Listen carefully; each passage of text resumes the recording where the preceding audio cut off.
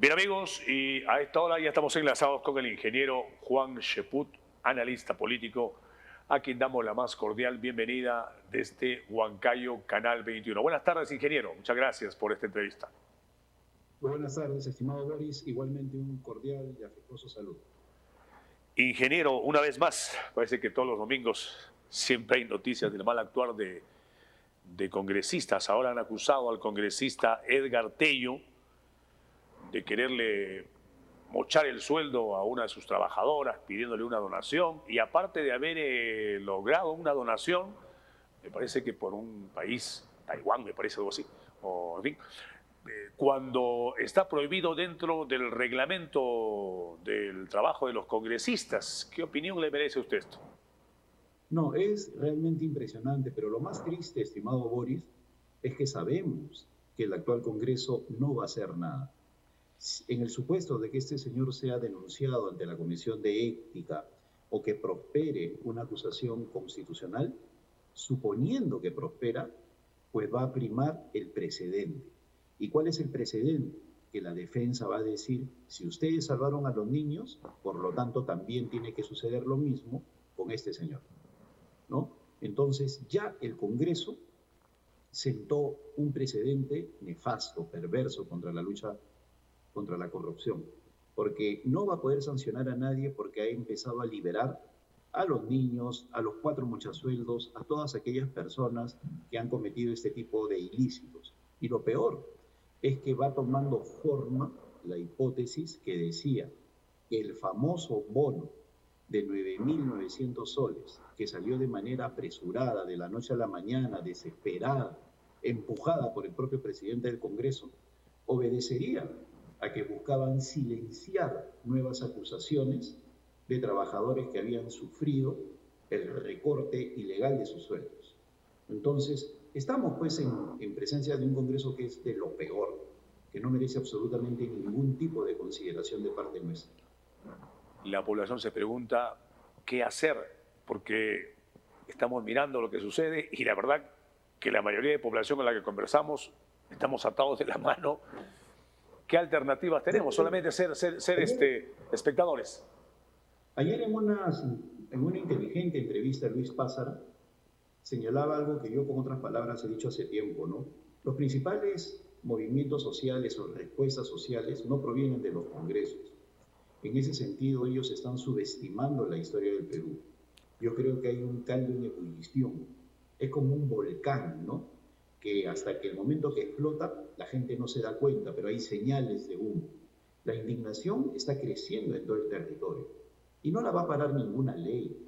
En estos momentos ya se anuncian desde Puno nuevas sazonadas, ¿no? Puno, Arequipa, Cusco, Madre de Dios. O sea, no estamos hablando de cosas menores. Y el abandono en que está Tumbes, Piura y Lambayeque en este tema del dengue demuestra pues que estamos en presencia de un gobierno y de un Congreso sin escrúpulos.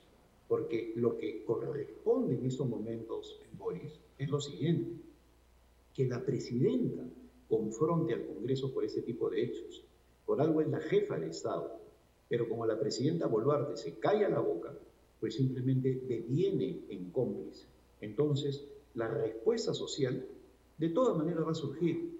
Y lo triste es que va a surgir de una manera completamente inesperada y sin poder anticipar de qué manera, pero va a surgir, porque un país como el nuestro, con esta situación de corrupción total en el Parlamento y de ineptitud y también corrupción en el gobierno, de ninguna manera resiste 3 años más.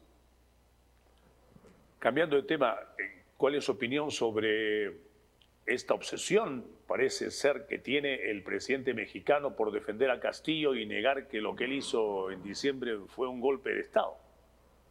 Mira, recordando las actitudes de otros presidentes, lo que falta es la diplomacia presidencial o la respuesta presidencial. El presidente de México, como cualquier presidente, no se sentirá aludido jamás por lo que le diga un congreso o un político de menor nivel. El presidente responde a presidentes. Entonces, cuando Toledo le respondió a Ricardo Lagos, cuando Alan García le respondió a Hugo Chávez, cuando Ollanta se enfrentó a Uribe, ¿no? O sea, tenemos respuestas de presidentes a presidentes. Sin embargo, ahora, ¿qué es lo que tenemos? Una presidenta que no es reconocida por sus pares y que tímidamente, a través de los medios, se refiere al presidente Andrés Manuel López Obrador. Si la señora presidenta hubiera cogido el teléfono y le hubiera llamado, le hubiera dicho no estoy de acuerdo con lo que estás haciendo, procedería como una jefe de Estado. Y si a pesar de eso la ningunea luego pasa a los medios de comunicación, pues simplemente se configuraría un escenario en el cual se pone contra las cuerdas Andrés Manuel López Obrador. Pues ella podría decir, yo lo he llamado, yo he tratado de conciliar, yo he buscado que se caiga. ¿No? Pero no. ¿Por qué? Porque ella no tiene legitimidad, porque ella no se siente presidenta, porque ella sabe que no tiene la categoría ni la talla para ejercer ese cargo. O sea, es dramático, pero es una realidad. Y por eso recurre equivocadamente a 10, 12 juristas que antes estuvieron en otras fuerzas políticas para que sirvan de consejo asesor, cuando la respuesta no es jurídica. El tema jurídico no está en cuestión. La respuesta es política.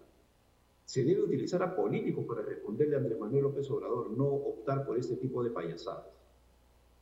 Ingeniero Juan Cheput, ¿algún aporte suyo siempre importante sobre el tema de la inseguridad ciudadana en el país? Todos los días, en Lima, en Huancayo, en el norte, asaltos, robos, secuestros, extorsiones. Los peruanos vivimos asustados. Algo que debería, digamos, de repente usted aportar, sugerir en este tema que nos tiene preocupados a la mayoría de peruanos. Lo fundamental, Boris, es ser draconianos, ¿no? Y ser draconiano no significa meterle un balazo en la nuca a alguien, sino actuar con la fuerza de la ley. Y acá hay un problema que es en la puerta de entrada a la delincuencia. Y la puerta de entrada a la delincuencia ha llegado a niveles de salvajismo o de generalización con el tema de los migrantes.